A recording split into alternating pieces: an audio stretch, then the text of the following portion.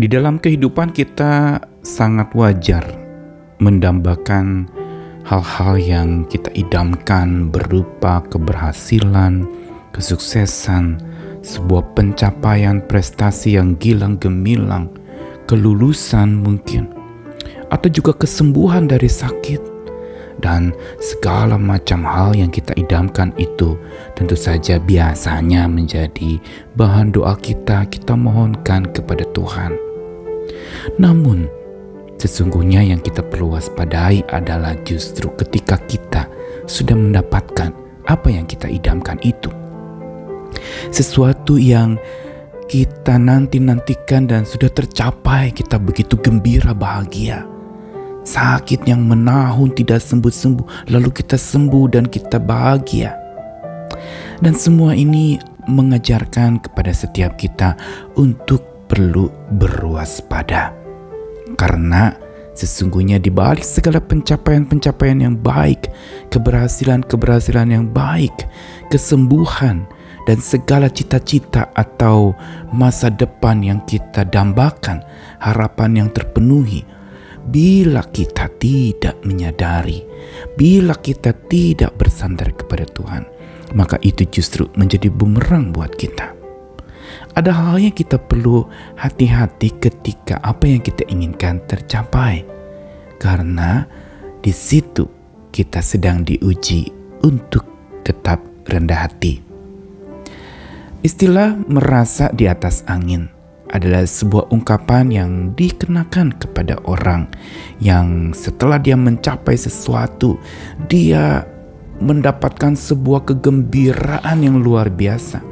Ada euforia apa yang dia dambakan. Mungkin dia bisa mengadakan pesta gembira, sukacita yang luar biasa.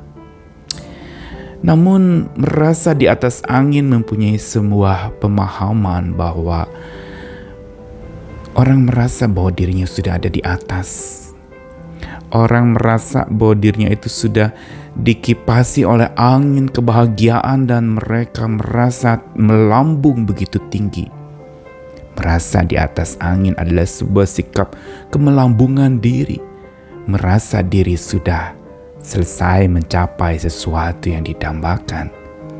Namun ada seorang yang secara joke atau iseng mengatakan bahwa ya jangan pernah merasa ada di atas angin, karena kita tidak tahu angin itu angin apa. Kalau angin sepoi-sepoi, itu juga harus hati-hati, kita bisa terdina bobokan. Atau angin ribut, malah justru keberhasilan kita dan pencapaian kita bisa malah menjatuhkan kita lagi karena kita ada di atas angin. Atau angin puting beliung, wah kita bisa ikut berputar-putar, diputar begitu rupa sampai akhirnya kita juga jatuh di dalam serangan angin ribut itu. Karenanya betapa pentingnya kita hari ini mau belajar untuk jangan pernah merasa ada di atas angin. Saya Nikolas Kurniawan menemani lagi dalam Sabda Tuhan hari ini dari satu ayat saja, dari 1 Korintus pasal yang ke-10 ayat yang ke-12.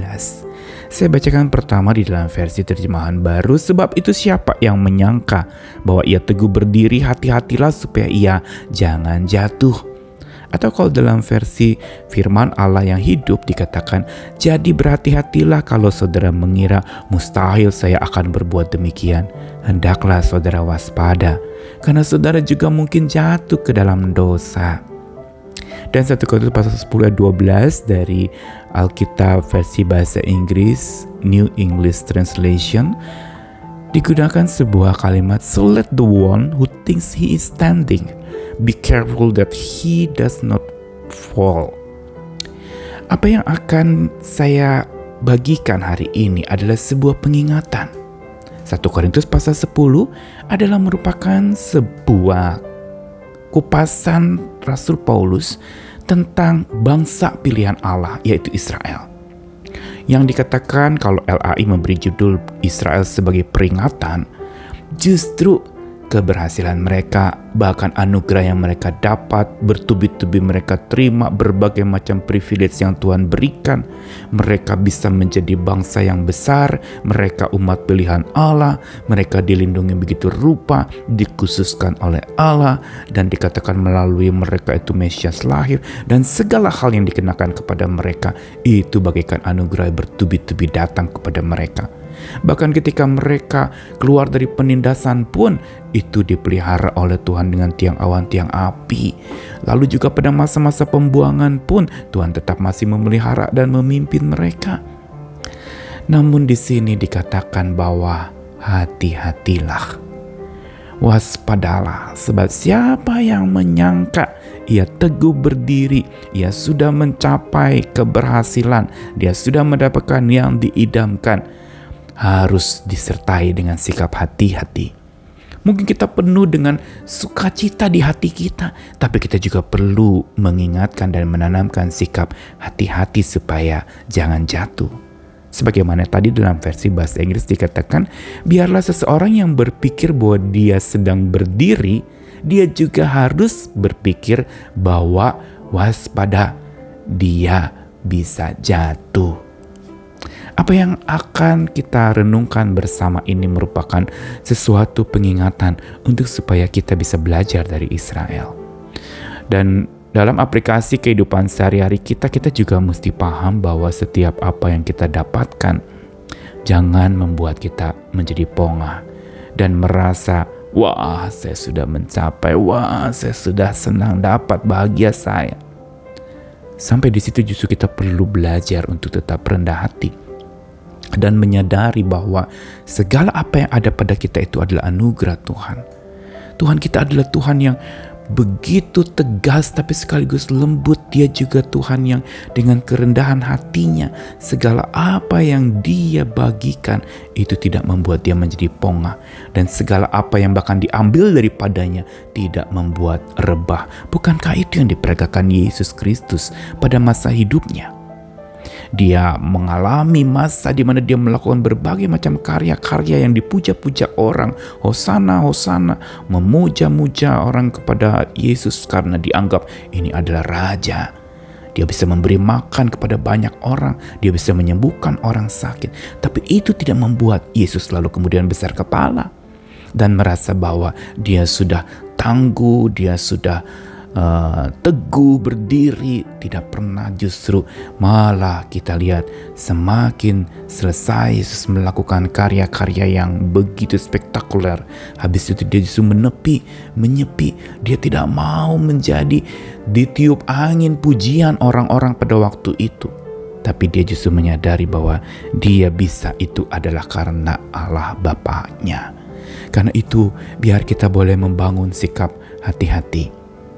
Faithful selalu dinyatakan juga dengan sebuah sikap careful. Kita memang punya keyakinan, kita punya kesetiaan kepada Tuhan, Tuhan juga setia kepada kita. Tetapi be careful, kalau kita sudah sadar Tuhan faithful dan kita juga mau belajar faithful, kita harus be careful, hati-hati. Segala apa yang kita terima itu semua asal dari Tuhan, dan kalau Tuhan mau ambil lagi, Dia tidak pernah akan bisa dicegah. Pelajaran hari ini mau ajarkan kepada kita, jangan pernah anggap diri tangguh dan teguh dan merasa ada di atas angin bila tidak mau terjerembab jatuh tertiup angin. Tuhan mengasihi kita sekalian, ayo tetap belajar rendah hati, tetap belajar menyadari akan siapa kita, dari mana kita berasal, dan oleh siapa kita bisa hidup sampai hari ini. Kalau bukan oleh Tuhan, tetap bersyukur dan agungkanlah Dia, Sang Raja yang rendah hati. Dialah Tuhan yang menghamba dan melayani kita begitu rupa, membuat kita sadar bahwa hidup kita pun harusnya seperti Dia, makin berisi, makin rendah hati. Tuhan mengasihi kita sekalian, selamat berjuang untuk tetap rendah hati. Amin.